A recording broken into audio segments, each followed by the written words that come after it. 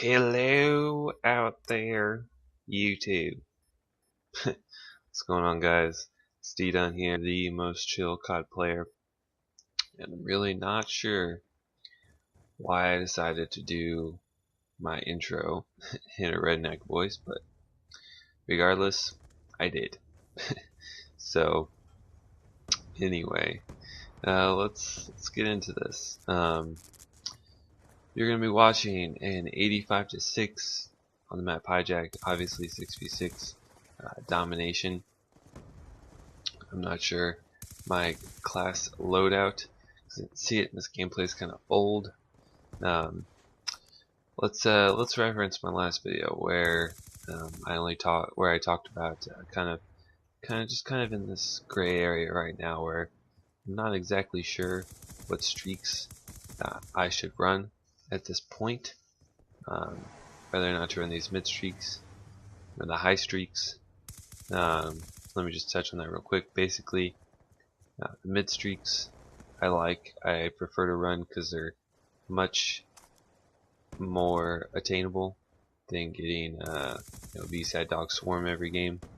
In order to get like a really truly high kill game, you have to get 3 or 4 sets of those. So we're talking 3 or 4 like 15 gun streaks, assuming that it's all gun kills, and all that's well and good. I can do that from time to time, but not on a consistent basis as I can getting these mid streaks. The only problem with these mid streaks is that they are very easily shot down. Stealth chopper, escort drone, stuff like that can be shot down pretty easy. The AGR, it can be destroyed with one C4. So I'm still kind of in a quandary as to what I should run. In this game, I'm using AGR stealth chopper and then escort drone. So I've been trying to mix it up a bit just to kind of see what I can do. Played a little bit of ground more last night, and I undoubtedly choked a 100+. It was my first game playing ground war of the day, and I was using VSAT Dog Swarm, and it was a kill confirmed match on Yemen.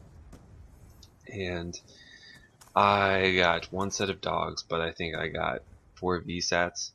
So, I mean, obviously I died off my dogs at least once or twice, very, very close. I died 1 off a swarm, and I think I even died 1 off another VSAT. So, the ability there to get 100+ is definitely there. I think I finished with 60 kills. I think it was like 60 to 3. So I was extremely disappointed.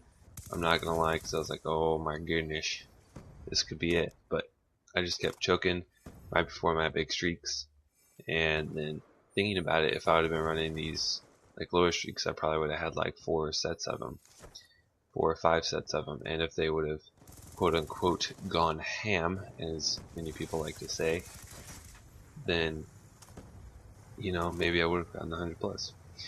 Not sure, but anyway, so that's that. Also, you guys, if I remember, I'll try and link my last video down in the description. It was a 90 to 6 on Yemen, and running these mid streaks, and it only got 1 view. So if you guys would want to go check that out, 90 kills in 6v6, my opinion, pretty good. But anyway, I actually had something a little bit I want to talk about, and that is tips and tricks, but not Call of Duty related. So I'm 24 years old, and my college experience was very, very tough. I lived through quite a bit already. Obviously, in case you guys don't already know, I'm getting married, I'm gonna have a baby, so on and so forth. So I feel like I've experienced a lot, I've gone through a lot. So I feel like in some ways I have the ability to offer some quote-unquote tips and tricks on life, because I know some commentators do this, and I know that the majority of the people who watch YouTube videos are in their high school years, or maybe a little bit younger than that. And that can be a very interesting time for young lads and ladies. But so I just kind of want to give you guys a little tip, yes, if that's what you want to call it, for your high school life. So uh, this advice would pertain to people who, you know, oh, who are really struggling because they're worried all the time, like, oh, I, basically, sorry, I'm babbling. This advice would pertain to people who have a lot of drama in their life, who, when they go to school, they're always, worried about what this person said, what that person said, so on and so forth. And so if I could just give you guys some advice on that, and I promise you this will be true. There's not many instances that I know of where it has been where it's been false, but and here you're gonna see me. I'm pretty sure I'm hiding from a lodestar, and I get shot in the back. But anyway, after high school, the chances of you having regular contact with that same group of people is very, very slim. Even people that you think are your closest friends right now, most likely you will not hang out with them all too much after high school. I have friends that I consider, when we were in high school, I was like, these guys are just as close to a brother to me as my own brother. And now I barely speak to them, not because I don't want to, not because, we had a falling out. More than anything, it's just people move on. They go to different colleges, they go to different high schools, maybe, if they move. And after it's all said and done, after graduation's over and people move on, you really never really see them that much again. And in some regards, it's really sad. But in some regards, it's also really, really good. Because you want to keep things new and fresh in your life. And I can tell you, when I moved, I met a ton of people that I never thought that I would meet. And I'm now very, very close to. Again, people that I would consider, my brothers. So, um, don't get caught up in all the drama and all the craziness that high school has to offer sometimes, because frankly it's not worth it. You're not gonna see those people again. I'm not trying to make this sound really depressing, like, oh, you're not gonna have friends and all that. It's just more along the lines of, you'll make new friends, and they won't necessarily be better or worse than the friends that you had.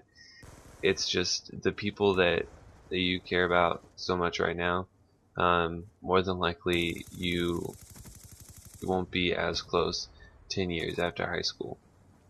And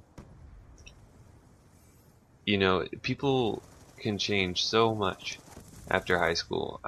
I promise you guys, the college years, they will change you.